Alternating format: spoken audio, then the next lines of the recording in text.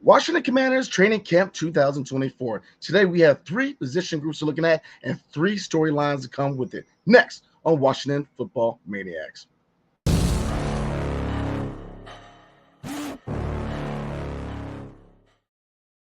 What's up, everybody? It's your boy Brandon Scott again. And again, we're going to look at Training Camp 2024. We got three position groups that we're looking at and three storylines that accompany them. A lot of good news today. But before we get into it, if you are not a member of Washington Football Maniacs, definitely consider becoming a member. Man, we have a lot of good content coming your way with the season right around the corner. So definitely tune in for a lot of good content with the 2024 season for the Washington Commanders. So let's get into it.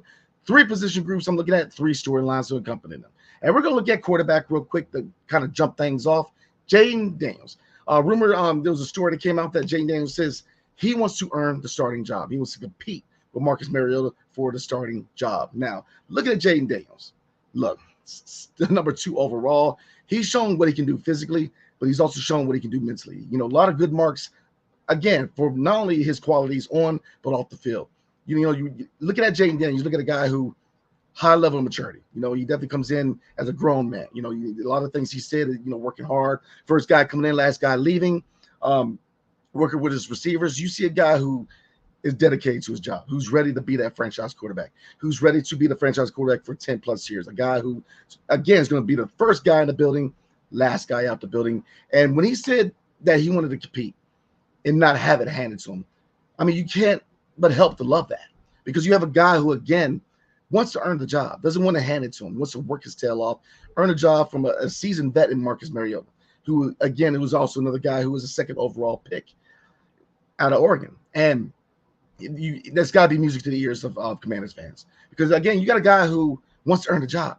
He has shown in training camp the accuracy, the deep ball accuracy. Now, obviously, there are some things you want to see him improve on, especially throwing across the middle. Definitely want to see a lot more of that. But, and obviously, you want to see him go against live opponents. You know, training camp is one thing. It's kind of like summer league for the NBA. You can only get so much out of it because you're not playing live opponents. Now, in practice, he is playing live opponents, obviously, to a certain degree against the first team defense.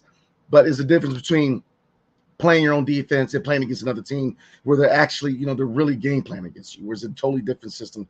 But I have a lot of confidence in Jaden Daniels having a really good rookie year. Now, am I ready to hand him the Rookie of the Year award? Not yet. Even though I think he definitely will be up high on this, in my opinion, because the talent. He's definitely a quarterback who has immense talent.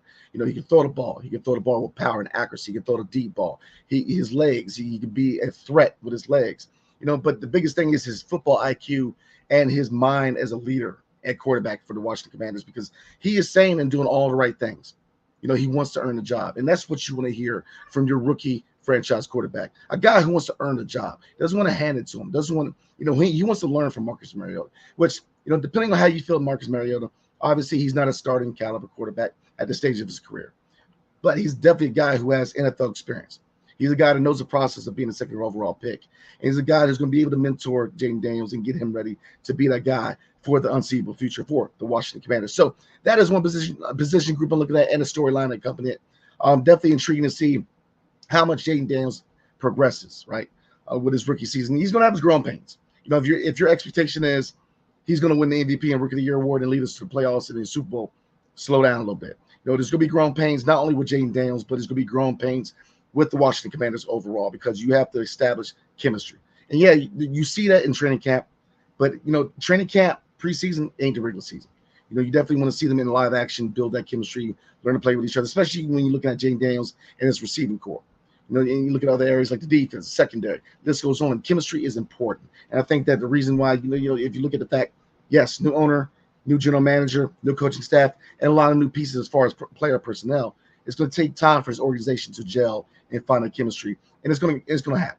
This year is going to go a long way going towards establishing not only the culture but the chemistry that this team definitely needs if they want to be a sustainable winner in the future. Number 2, y'all. Emmanuel Forbes gaining weight and looking more aggressive in training camp. Emmanuel Forbes, look, the biggest knock against Emmanuel Forbes was his weight and his lack of aggression. He's worked on both.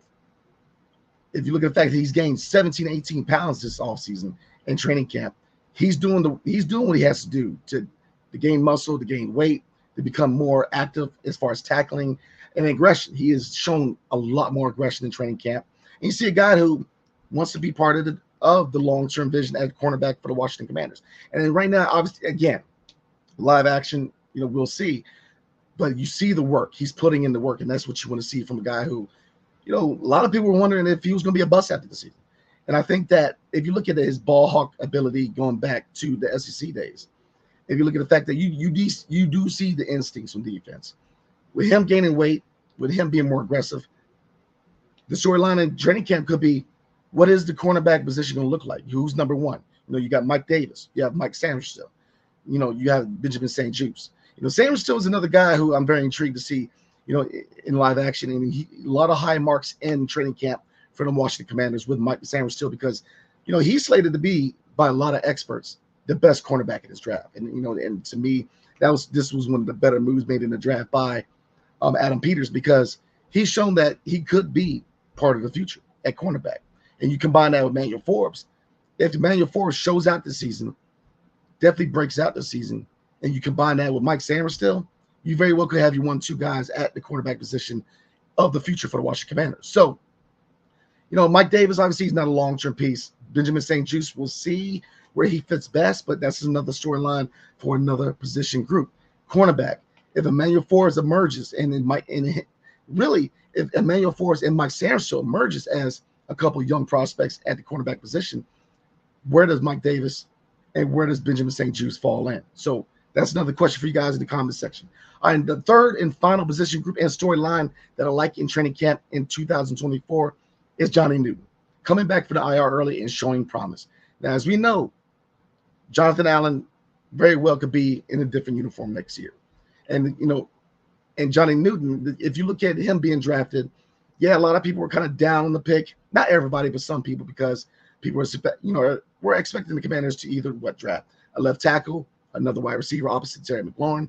And even though they did add to those positions, a lot of people felt like they should have did it a lot earlier. But if you look at Johnny Newton, great value pick, right? A great value pick, a guy who is going to end up being a replacement for Jonathan Allen opposite Daron Payne. And if he shows promise, not only in training camp, not only in preseason, but in limited reps this coming regular season, I think when you kind of revisit that pick, that's going to go down as one of the better picks as far as the 2024 NFL draft, in my opinion, because Johnny Newton can play. He's a dog. He can play. And if he definitely ends up being a great compliment to Daron Payne going forward, because Jonathan Allen is looking like he very well could be on his way out after the season.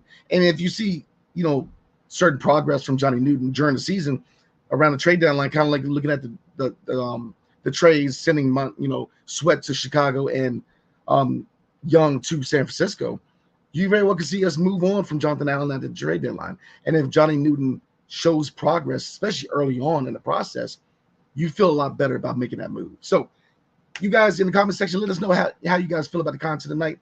3 position groups, 3 storylines. This is definitely stuff that I'm seeing from the 2024 training camp for the Washington Commanders. Obviously, the season is right around the corner, man. With the preseason starts early next month, man, which is right around the corner this week coming up. So definitely hit the comment section. Let us know, do you guys agree? Do you disagree? And why? All right, everybody. I hope everybody has a blessed weekend, and definitely looking forward to the 2024 NFL season. So again, it's your boy Brandon Scott. My guy Greg Sykes, man, he wasn't with me tonight, man. But we will definitely be rocking it on Sunday night. So again, appreciate you guys. You guys have a blessed weekend. Hail to the Commanders, and peace. See you guys next time.